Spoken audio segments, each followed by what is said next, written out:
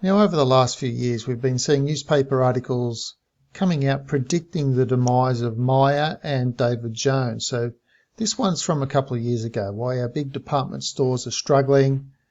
Then this one from last year, the slow, painful death of Myer and DJs.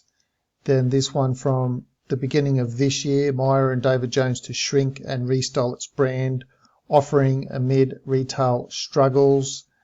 Then we have this one from this month, David Jones and Myer fight to survive as shoppers turn to category killers. Then we have this one also from this month, Death Spiral, will David Jones and Myer still be around in 10 years? And then we have this one, Death of the Department Store, don't just blame the internet, it's to do with a dwindling middle class. And in each one of these articles, the journalist goes on to give their rhymes and reasons and wherefores and whys about why these shops are declining, and especially the department stores. And they're laying it all on the line of the department store, of course. Now, I'm just going to show you the what we have here is a chart showing retail spending in blue and the department store stake in that in green. Now, what you'll notice is that in this early time down here, it's kind of keeping up. But around 2008, 2009, it just flatlines. So it all flatlines across there while total retail spending does go up. Now, there are a few things why this has happened, and none of them are really covered by the journalists. The journalists have got it wrong. For instance, you saw the one that said category killers. So the journalist that is talking about category killers, what he's saying is instead of going to a department store, for example, for sporting goods, people now go to a sporting goods store for sporting goods. And that has taken the money out of the department store sales, and it's gone into the sporting goods store sales. Well, the problem with that logic is that no one ever really went to these department stores for their sporting goods. Myer and David Jones are not cut price. They're a little bit upmarket, let's just say. And no one ever went there to buy their bicycles, their tennis rackets or squash rackets or cricket gear or anything like that. They always went to the source or a sporting goods store to begin with. So if you played tennis, you'd buy it at the pro shop or something like that. And if you were a hit and giggle tennis player, maybe you just bought a cheap racket from Kmart or Big W or something along those lines. But you didn't go to Myer or David Jones to buy your tennis gear. Myer and David Jones were more your fashion and upper end type of things. No one really shopped for furniture at Myer and David Jones. Furniture stores have always existed. Myer and David Jones always were in shopping centres alongside independent clothing labels that were cheaper than what you could get in Myer and David Jones. So the idea that there are competing shops that sell similar things to Myer and David Jones, external to Myer and David Jones, therefore category killers, that just doesn't wash. It's like looking for a reason where one does not exist. Now, one of the other articles blamed the lack of consumer confidence.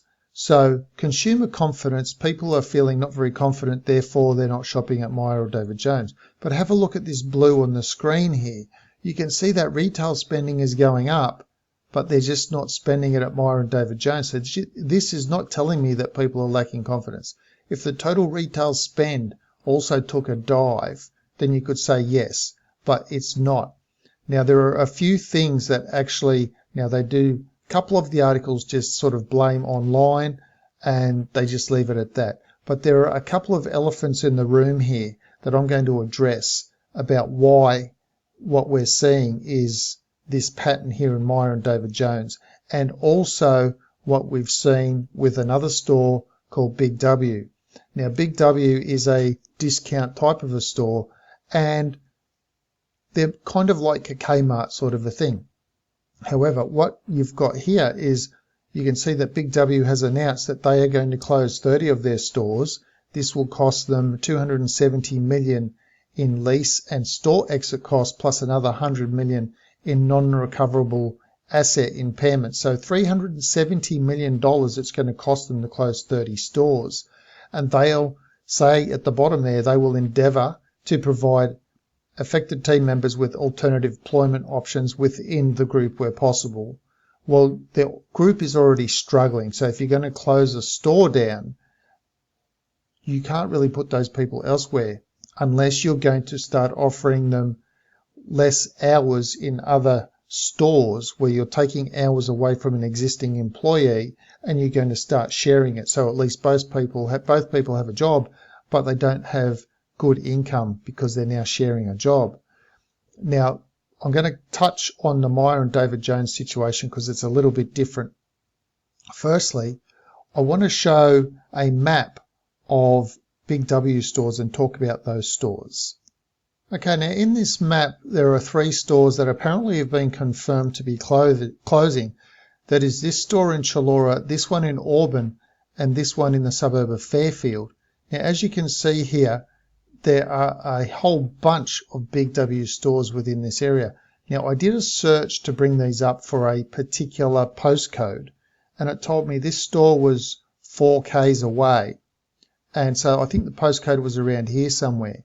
So within this postcode, I've got 11 k's or something to this store, 10 to this one, 10 to this one, 4 to this one, 6 to this one. So I think the postcode was around here somewhere.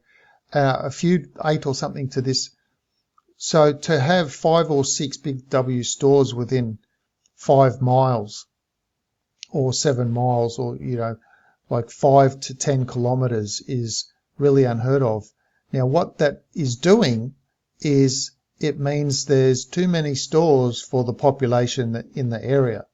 So for every X number of people that would have shopped at Big W, they now are spreading out amongst more and more stores. So each store makes less money overall, even though you still might have a very good total number of Big W shoppers. So this is what they've done. For example, in the state of Queensland, there's a town with 12,000 people that had a Big W store in it. Now, obviously, with 12,000 people, that's not enough to sustain a large store like Big W. You wouldn't generally do that unless you're going to run that store at a loss just to keep providing the people of that town some cheaper goods, let's just say. But I want to go back to Myer, have a look at the share price, and then talk about some more reasons why they have collapsed. Now, this is the Myer share price, currently sitting at 51 cents. Now, if we go down to have a look at the data at the graph here at the bottom, we can see that in October, there we go, almost had it, September 2010, they had a price of $3.64. They're now 51 cents, which means they've lost 85% of their value in 10 years. So when we go back to this first graph here and we say what's been going on over this time, is there anything that's happened around at this time to flatline the department stores, or is there anything that we can start to see that in this initial part along here, the gap is slowly starting to widen, but it really breaks off around 2007, 2008, and this is when a lot of changes happen. So what happened here in Australia is we got Broadband 1, ADSL 1 in 2000. That was provided by the main carrier of all the phone lines within the country because they were the original ones that placed all the phone equipment in. So basically it meant if anyone offered you Broadband 1, it didn't matter who the internet provider was, they were on selling the main supplier's technology or services of their own. Now, in 2003, we had the first private installation of the ADSL2 gear in the hub, let's just say, of the main provider. Now, that meant the private companies were now offering ADSL2, and the one that was governing it all still had ADSL1. So as more and more providers started putting their own equipment in, offering ADSL2, then we can start to see internet speeds increasing. It should bear in mind that the main supplier in Australia had artificially throttled back the internet speeds for people in Australia. So throughout the next few years, from 2003 on, you have competitors entering the market with ADSL2. This means faster internet for everybody as they can leave behind the dial-up modems. Now in 2007, we have the introduction of the iPhone, the first smartphone. So this first smartphone gets introduced by Apple, or it's announced by Apple. By 2008 and 2009, you have massive sales of smartphones with Apple and Android, which means people can get online. And by 2010, they are selling more smartphones than they are computers and laptops, which means far more people are now able to get online and cheaper than buying a computer or a laptop, which could be a cost-prohibitive thing.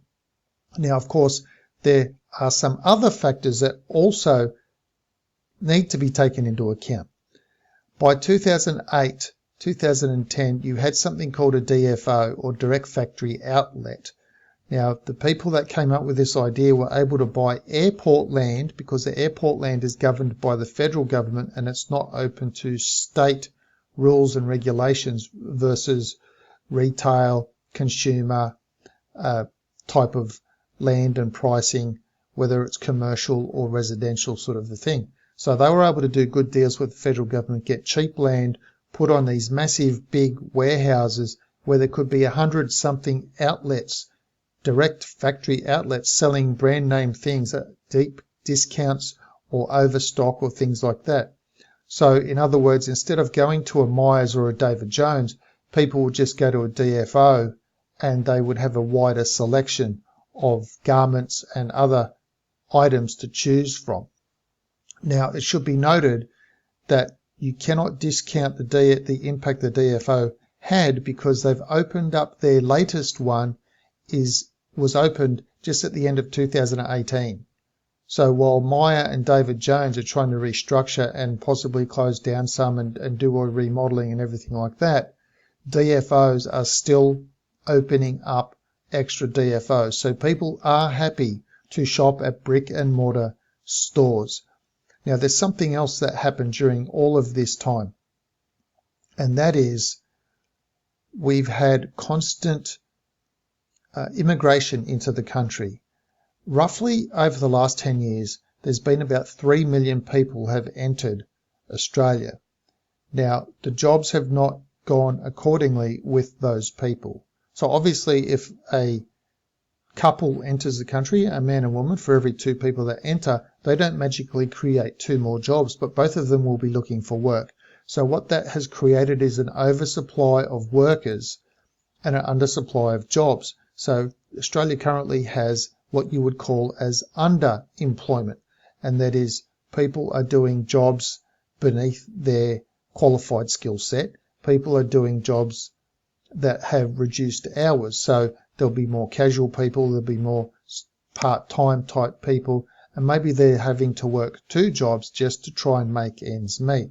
So in other words, with too many people in the marketplace looking for work, there's no pressure on a boss to keep the wages up. The boss can just turn around and say, if you don't like it, you can just go, because once you're gone, I've got another 300 or 400 people out the door waiting to take your place. So there's no reason for me to increase the wages. You don't like the wages, out you go. There'll be someone else to take your spot. So that's kept wages down. But because there's a lot of people here that weren't here before, there's been higher demand for house prices. So that has driven house prices up.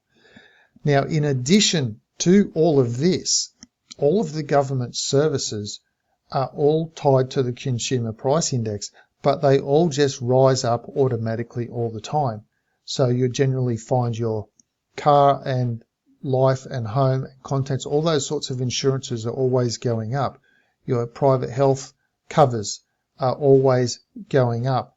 The council rates and things are always going up. Car registrations are always going up. So you have all of these essential services, let's just say, power prices always going up. They are all going up. They're costing more, but there's not a matching increase in wages rising. So there's a bit of a squeeze going on. So what that has created is a situation where we see now, well, it's not looking good for a lot of people.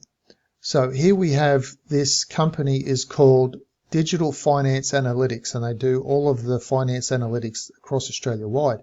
As you can see here, 70,000 households risk default over the next 12 months. These are people that are very likely to have to sell their house, or the house will be taken from them. Now, interesting here, many households have attempted to refinance to a much lower rate. However, because all the banks know this is going on, they've readjusted their financing laws and rules and regulations and the standards. And so a lot of these people cannot refinance. They cannot meet the new standards to refinance to go to a lower rate. So they're currently trapped in a higher rate. And so the analytics people are estimating there's 300,000 households who are trapped in higher mortgages because of this. They are also estimating that 32% of the borrowers are in what they call mortgage stress. What they call mortgage stress is where their expenses, mortgage rates, and all of their living expenses exceed their income. So people usually deal with that by trying to cut back on their income massively, or they try and cover the shortfall on credit cards, things like that. But of course, that's just going to put them deeper in the hole. Now, what is extra interesting as you read through all of the information here is this bit here, as you saw at the top. Total risking default, 70,000 houses. 1.8 million are in distress. You can see here household debt. And this is the mortgage stress level has just skyrocketed, and very, very sharply. Just cannot afford all the housing and all the extra expenses, but the wages are not meeting up. Now, even though this chart is showing all of the growth increase, stores like Kmart, which were very quickly adapting, Target also has an online system. They have adapted very, very quickly, lowered the prices, made the prices cheap and affordable. People still need to buy household goods. They always need to buy household goods. It doesn't matter. Now, in terms of Myers and David Jones, they are suffering from something else again, two other somethings. The first one is the baby boomers. So when the baby boomers were born, and every market that the baby boomers have gone through, this happened. So you have this big swelling of people that were born. So they all need baby products. So baby product stores flourished. And once the boom died off of births, the baby product stores, their number of sales dwindled. So as those boomers hit school, all the school supply businesses really took off. As they left school, the school supply businesses dwindled. Every market that the boomers have been through has seen a surge. So in Australia, we had a surge for 10 years straight of motorcycles.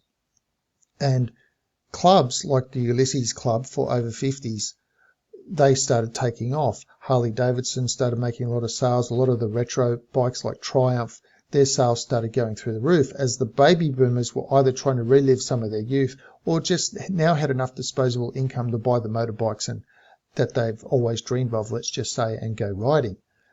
Now, here's the thing. In 2009, the oldest baby boomers are hitting around 63 and the youngest baby boomers are around 45. They're generally done with buying more of the upper market stuff. Now, you might say, yes, but a 45-year-old's still going to be buying upmarket things. They might do, but now we've got the prevalence of the internet as well. And also the fact that number two comes into it, and that is this. I was looking for a pair of black cargo pants because I like cargo pants and I prefer the colour black. So I went searching on David Jones. Now, I do all my shopping like this. I hit the store's website first. I see what they have. If they have what I like, I go and try it on. So this is what I found on David Jones's website. I found a bunch of things that really are not that appealing to me at all. I'm looking at these like, nah. These aren't black, and these black ones are $200, and that's a lot just for some cargo pants that I wanted. These look like garbage. These look kind of hideous with elastic waistbands at the bottom. I'm not into that sort of stuff. These things look terrible, even if they were in black, and nothing here is looking good. And then I'm looking at this going, look at these shorts down here. They can't even iron the shorts for their product. And these pants look just dreadful. So, and these things made you look like a homeless person for a nice $230 for a homeless person look. So I thought, let's have a look what Myer has. So, same for Myer, search results for cargo pants. And I'm looking at these things and I'm just shaking my head. These things just look absolutely hideous. Bow legs, little tie-up things at the bottom. Not interested in the shorts. These like skinny little leg things. They're not man legs. These things just look like hideous. Oh, they just don't look good at all. No one's going to be. I don't know who's buying these things. And then I came to these pair down here, and I just shook my head and I said, "Well, here's your answer. Just have a look at the price of these. $109. I'm not the market for this. I have man legs. I'm not fitting into them. It looks like these things have just been made for little soy boys, vegan soy boys with seagull legs or something like that. And they look dreadful. So I'm not a baby boomer. But like I said, in that time, in 2009, the baby boomers were 45. So you have a look now, 2019, baby boomers, the youngest ones are 55. 55-year-olds are not going to Myer or David Jones to buy any of this fashion. So that massive baby boomer market, which kept those stores going for all these years, they've now left the market. And the market who would buy this is now also going to DFOs. So what sort of pants did I get? Well, I had to find them finally at a workwear place. Here, I just searched for black cargo pants. Now, these things are like man pants. They've got a man cut, not a boy cut. If you've got thicker legs, not little seagull legs, these are the sort of pants. They're not the ones I got. Just as a curiosity, I got these ones. So I was quite happy to spend $109. I wasn't really happy to, but that was all I was left with. So when I see these pants for $109 and then I see these things for $109, there's no comparison. I would rather have not spent $109, obviously, but seeing as I was there. So I was forced to, and I bought two pairs. So the idea that no one has any money to spend is actually not correct, because as you can see by the blue line, people are still spending money. They're just not spending it at Myer and David Jones. And when you have a look at the products like this, understanding that the baby boomer market does not shop there anymore, and your new market probably doesn't appeal to a lot of guys. If Myer or David Jones had sold the cargo pants I was after, I would have been buying my cargo pants at Myer and David Jones, instead of having to go to a workwear place to try and find just cargo pants. But that's not all. One of the articles blamed the middle class as disappearing. Now, while it might be true that the middle class is disappearing and that there are some stores, some upmarket stores that are doing very well, by and large, Myer and David Jones are not doing very well. Their market is gone. Now, as far as the middle class goes, the middle class just buys whatever they need to buy.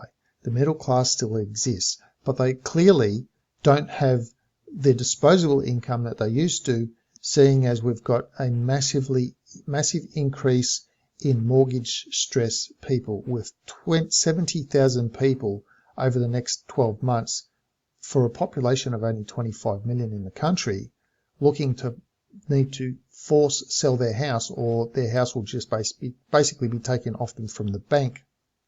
The bank will take their houses away from them.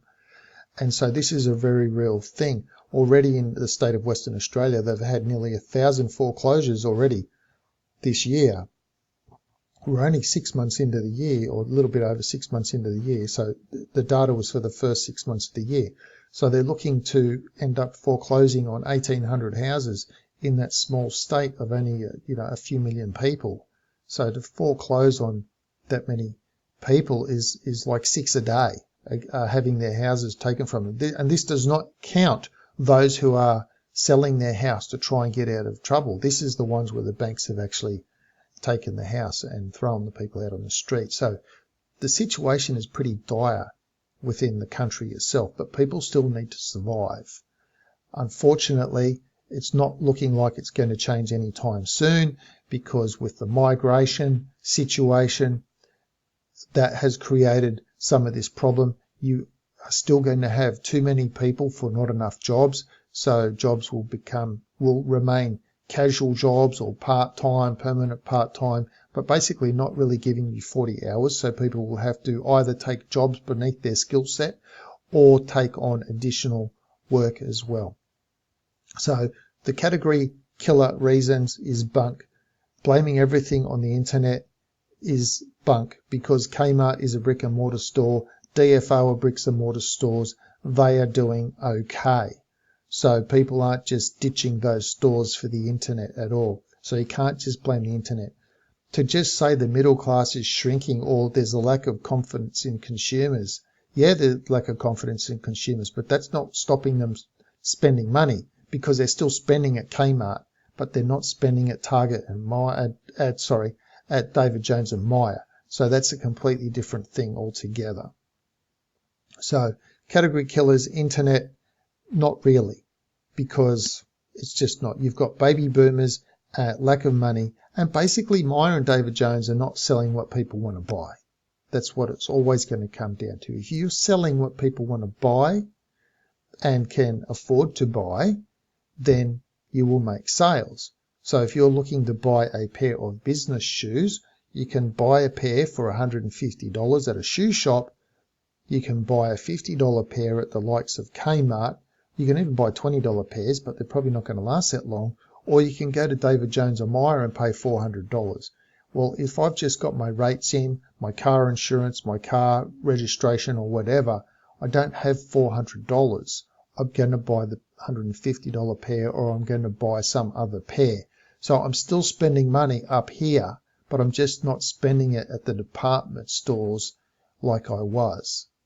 So that's the difference. And if the department store can put on an online presence, which is what Kmart and Target have done very brilliantly, then they still generate the sales, while the people who are being slow to the party are not doing it. Now, of course, Myer and David Jones both want to restructure. Myer wants to reduce their stores. So instead of having a store that might be 4 floors, it'll just go down to 1 floor and spread it out more like a sort of a Kmart sort of situation. David Jones has smartly analysed, finally, what parts of their store are selling. So they realise that the strange food hall with the expensive chocolates and things, all of that area is still going good. So they'll kind of keep those in. They'll scale down their stores just to sell what people want. They're both trying to do exclusives. I don't know if exclusives are really that good. So, for instance, if you said, I think David Jones owns the brand Country Road. So if David Jones says to Country Road, right, you're just going to be a David Jones exclusive now, and you don't sell in Myer, so all Country Road fans will come to David Jones. Well, yes. So for every 1 or 2 or 3 or 4 or 5 square meters of space you have in your floor selling David Jones's or selling Country Road, that's space that's not available to sell, for example, pants that I would buy. So as long as the exclusives keep taking up all the space and you're not going to sell anything general that the general public wants to buy, then you're kind of telling that general public, stay away from here, you're not really welcome. And while it might save you as a store because you've shrunk all of your operating costs down, you've got rid of staff and you've really drastically reduced your leasing space, it doesn't really bode well for you for the long term, because when you have a shop that sells garbage like this, if the market doesn't want to buy this garbage anymore, then you've lost out on your sales. One of the other things I just wanted to say quickly as well, that Myer and David Jones was also guilty of the same thing that Big W were guilty of, and that was spreading out. So when we had the store Grace Brothers in Sydney, one of the things that helped Grace Brothers' demise was that Myer and David Jones started to appear in the suburban shopping centres out suburbia. That meant no one had to travel into the CBD to go to Grace Brothers, because the same products were able to be bought in those sort of upper market shops out in the suburbs. And if you keep doing that for any market of people, there's only so many who are ever going to be your actual market, who are ever going to spend money with you. So the more shops you put out there, like Big W has found, those people will now spread out amongst those stores. So if a Myer and a David Jones are together in the same shopping complex, the people, you are only ever going to sell X amount of people on your high-priced goods. So if there was only a Myer, that's where they go. But now that there's a David Jones, those people will now split half and half. So Myer would see half their sales drop, just in that example. If it was a David Jones and a Myer moved in next door, then they would see their sales drop as well, as a portion of their customers then went to check out the Myer. But you're not going to encourage, just putting a Myer there is not going to encourage a Target or a Kmart person to suddenly say, you know what, I know I could buy a little $5 milk jug at Kmart, but bugger it, I'm going to go and spend $50 or $60 for a milk jug from Myers. That's not going to happen. The Kmart person will still shop at Kmart. So all you're doing is you're dwindling each number of people, or sales really. You're spreading out the sales between multiple stores by putting more stores out there. You're not actually generating extra sales from people because the market's not there for your stuff. Anyway, that's all I've got for you this video. Now it's your turn to tell me what you think of the situation. Do you think my analysis is pretty spot on, that it is actually a multiple thing? You can't just say consumer confidence. You can't say category killers, I think is the lamest idea I've ever heard as a reason why Myer and David Jones are going. We've got a little bit of internet. We've got mortgage stress created by too many people that have been brought in to the country, regardless of their skill set. Bringing in 3 million people within 10 years of a country that only had 20-something million people is a lot of people to try and put in the workforce. So that has created the lack of, let's just say, available money to be spending on higher priced items. But Kmart's doing okay because, like I said, people still need to buy their household goods. Or do you think there's something else going on entirely that I've missed? Let me know in the comments below. And until next time, thanks for watching.